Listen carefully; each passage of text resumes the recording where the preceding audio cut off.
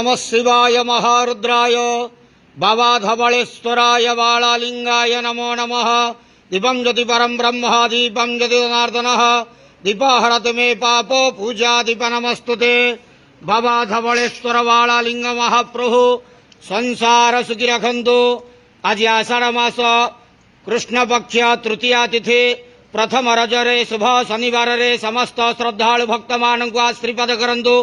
मनस्कामना पूर्ण करंतु। कर्म क्षेत्रोन्नति करंतु। ग्रहरिष्ट खंडन करंतु। जगतर मंगल करंतु। विश्वर कल्याण करंतु। आपण नाम प्रकाश करंतु। सेवकर डाक श्रवण करंतु। समस्त गुआवसा भक्त मानकर मनस्कामना पूर्ण करंतु। बाबा धवलेश्वराय नमो नमः। संसार सुखी रखंतु। आनंद के वार हरि बोलो।